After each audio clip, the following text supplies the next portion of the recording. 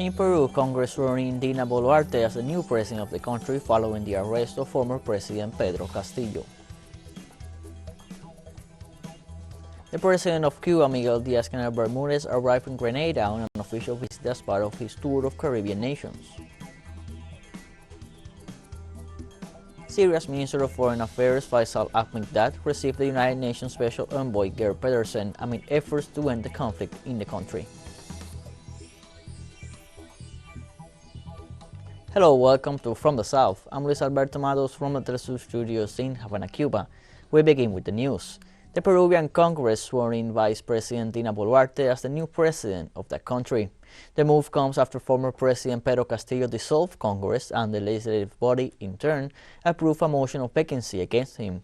Castillo's measure responded to the citizens' demand for the re-establishment of the rule of law and democracy.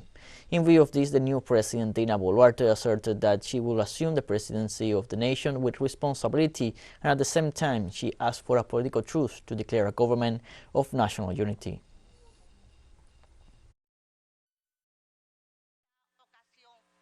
In this occasion, I also make a very concrete request to the national representation. I call for a political truce to form a government of national unity.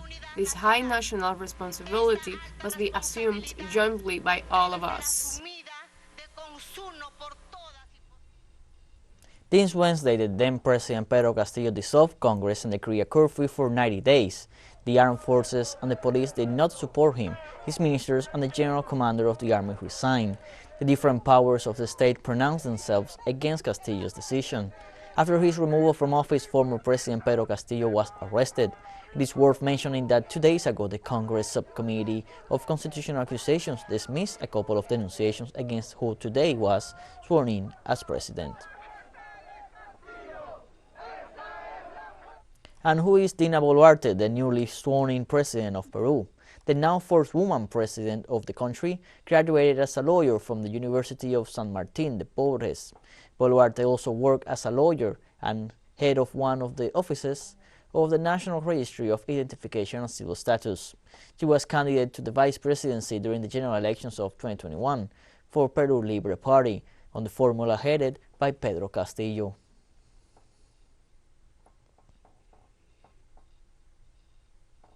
Ecuador's Attorney General's office filed a request for an extension and clarification of the resolution issued by a judge in Santo Domingo for the release of former Vice President Jorge Glass.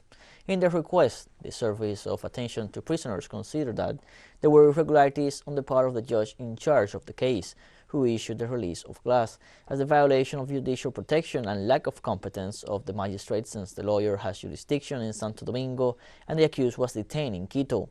Former Vice President Glass was released on November 28th after being in prison since October 2017 for the alleged crimes of illicit association in the corruption scheme of the Brazilian construction company Odebrecht and for bribery.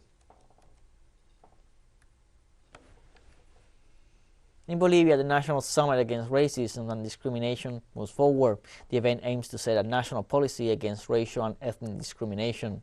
During the meeting, the Minister of Cultures and Decolonization, Sabina Orellana Cruz, called on the working group to respectfully reach conclusions to generate a national policy against racism.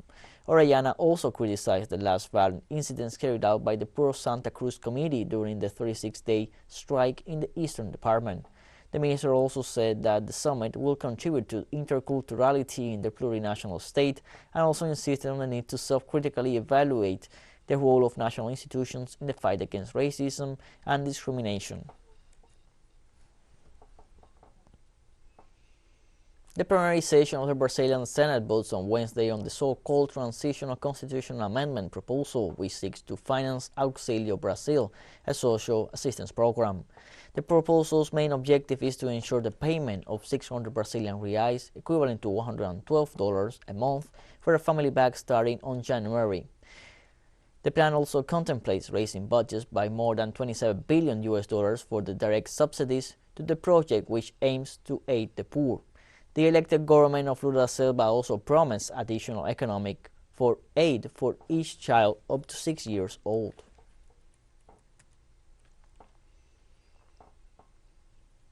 In Argentina, the League of Governors said the 6-year prison sentence and political disqualification of Vice President Cristina Fernandez is a serious breach of the legal system.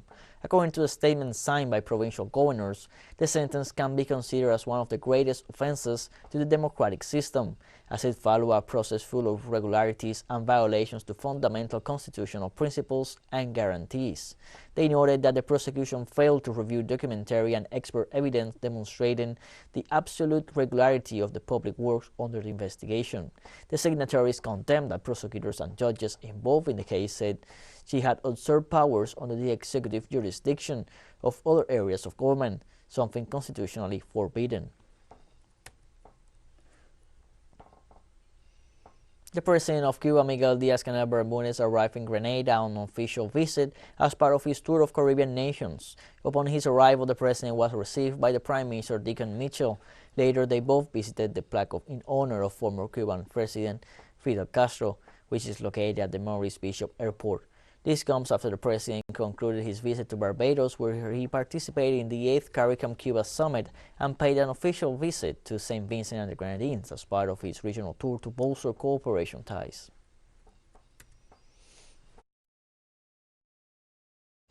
Following the victory of the Dominican Labour Party in the early general elections of 2022, Prime Minister Roosevelt Skerrit has announced his government's agenda.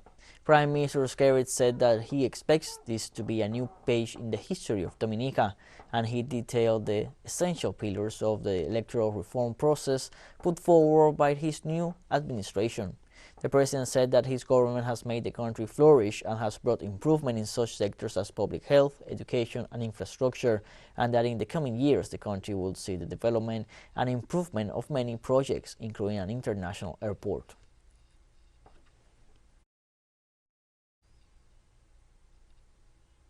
Let us take a short break, but first remember you can follow us on TikTok at the account at teleSUR English, in which you'll be able to see news in different formats, news updates, and much more. Other stories coming up. Stay with us.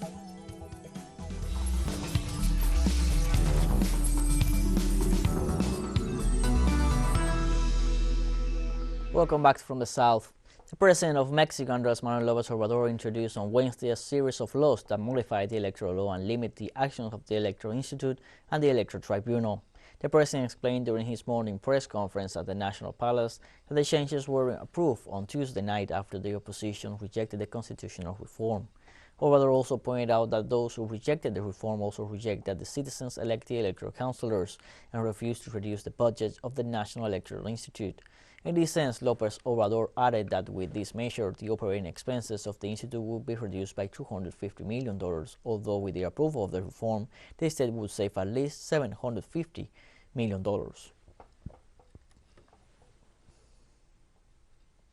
The President of Chile, Gabriel Boric, made a call on Wednesday to the political parties to reach a constituent pact.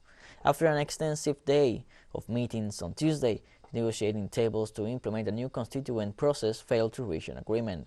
However, the parties came close on the creation of a mixed body, discarding the formula of an institution entirely elected by the citizens. The proposal was addressed early on Wednesday by President Boric, who indicated that the constituent discussion could not be delayed any longer.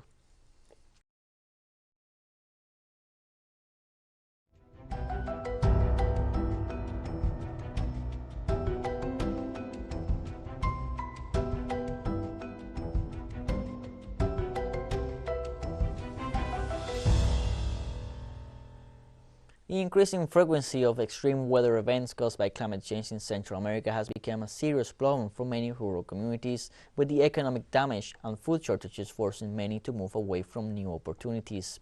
Chalagua is a town in eastern Guatemala, just kilometers away from the northwestern border of Honduras, located in the rural heart of Central America. It has seen the serious impacts of climate change firsthand. A decade ago, Chalagua was home to some 600 people, but today, more than a quarter of the residents, almost all of whom are young people, have left. As the main workforce leaves, the local economy is shrinking, forming a vicious cycle. According to Alejandra Mena, spokeswoman for the Guatemalan Migration Institute, nationwide around 300 people leave the country every day, with more being forced out by extreme weather.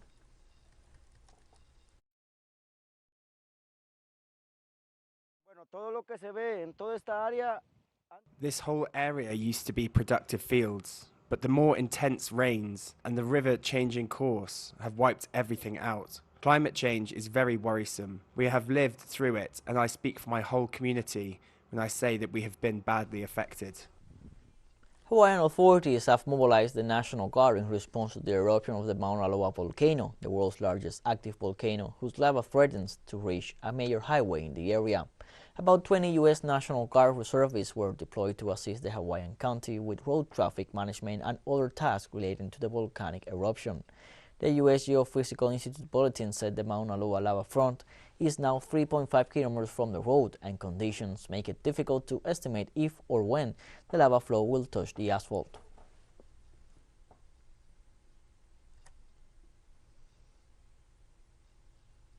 UN Secretary General Antonio Guterres urged immediate efforts to fix climate change and stop the destruction of our planet as he addressed the opening ceremony of the 15th meeting of the Conference of the Parties to the UN Convention on Biodiversity in Montreal, Canada. Multinational corporations are filling their bank accounts while emptying our world of its natural gifts. Ecosystems have become playthings of profit. With our bottomless appetite for unchecked and unequal economic growth, humanity has become a weapon of mass extinction. We are treating nature like a toilet, and ultimately, we are committing suicide by proxy. Because the loss of nature and biodiversity comes with a steep human cost. British Health Minister Steve Barclay said on Wednesday the United Kingdom has a good supply of penicillin amid high demand linked to bacterial infections in children. 9 school-aged children have been confirmed to have died from illness linked to Group A Streptococcus, or Strep A, infections in the UK in recent weeks. Barclay said there were adequate stocks of penicillin in the country's pharmaceutical stores, while seeking to reassure parents that complications from strep were rare. The health secretary said supplies would need to be moved around the country to where it was needed. Barclay's comments came after the National Pharmacy Association said there had been a spike in demand for antibiotics.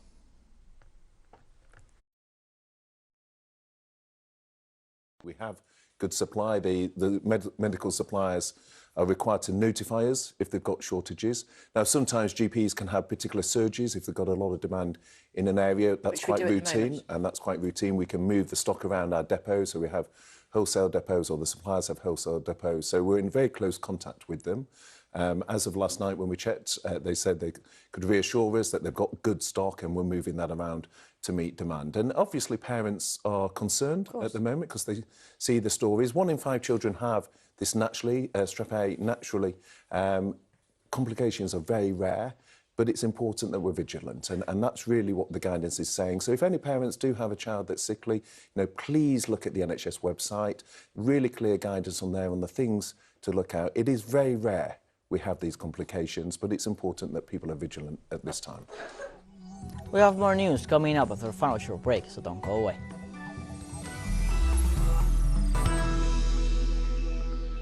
Welcome back. In Syria, the Minister of Foreign Affairs Faisal al-Mikdad received on Wednesday the United Nations Special Envoy Geir Pedersen amid efforts to end the conflict in the country. Faisal al-Mikdad and Geir Pedersen reviewed the latest developments related to the situation in Syria and the region. The UN Special Envoy explained the results of his tours and meetings during the last period, as well as the steps he is taking in the framework of his functions. Mikdad detailed the main challenges facing Syria, in particular the negative effects left by terrorism and the unilateral coercive measures imposed by Washington and its allies on that nation, while denouncing the illegal US and Turkish presence in Syrian territory as a clear violation of Syrian sovereignty and international law. Chinese President Xi Jinping arrived in Saudi Arabia on Wednesday to attend the first China-Arab States Summit and the China Gulf Cooperation Council Summit and paid a state visit to Saudi Arabia. The Chinese head of state arrived in the capital Riyadh for a 3-day visit that focused on energy ties and included meetings with the Saudi King Mohammed bin Salman. The visit followed an invitation from King Salman to bolster historic ties and strategic partnership between the two countries. The visit came as China looks to deepen its relationships with countries in the Middle East amid growing strains in its ties with the United States and other Western nations. South Korean cargo truck drivers' strike continued on Wednesday despite the executive return to work order given by the national government. Dozens of unionized truckers staged protests outside the office buildings of Hyundai, Oil Bank, and SK Energy, the country's major petroleum and refinery companies, amid the government's pressure on the cargo workers. Thousands of members of the Cargo Truckers Solidarity Union have been striking for 2 weeks now, in their second nationwide walkout since June. They call for the government to make permanent a minimum freight rate system that is to expire at the end of 2022. While the minimum fares currently apply to shipping containers and cement, the striking truckers also call for the benefits to be expanded to other cargoes, including oil and chemical tankers, steel and automobile carriers, and package delivery trucks.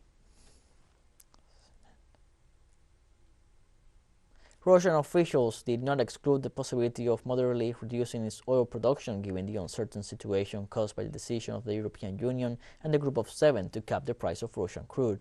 Meanwhile, Deputy Prime Minister Alexander Novak, who is in charge of Moscow's energy affairs, stated that Russian oil is in demand on world markets, and the country will continue to sell oil using new insurance mechanisms, new ways of cooperation between companies, and an alternative means of transportation.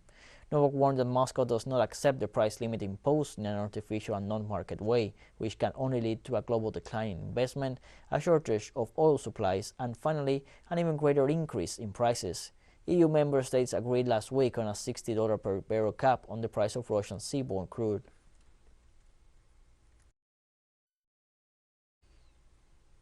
Russian Foreign Minister Sergei Lavrov said that West is resisting a multipolar world because it means the loss of its privileged positions. The Russian diplomat, speaking on the second and last day of the 8th Primakov Ratings International Forum, said that the main reason for the continuing imbalance in the world system is the unwillingness of the Western minority to accept multipolarity and to abandon its hegemonic aspirations. The head of the Russian diplomacy argued that the imbalance of power is changing and not in favor of the United States and its allies, so they seek to maintain their position and try to slow down the formation process of a multipolar world order.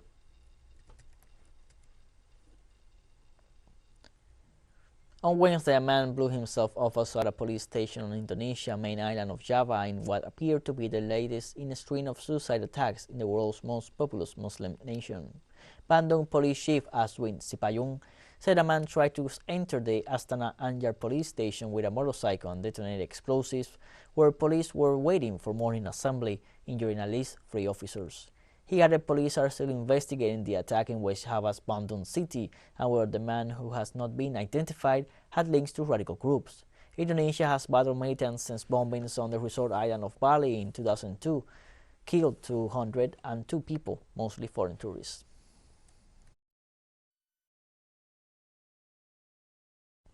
In South Africa, construction began on the world's largest radio telescope to be named Square Kilometre Array. The initiative was launched on Wednesday after almost 30 years of negotiations. Approximately 16 countries are part of the project with this technological advance that will have a useful life of 50 years. It will be possible to observe the formation of stars and will also contribute to research on gravitational waves and Einstein's theory of relativity. The radio telescope will have a site in South Africa and another in Australia.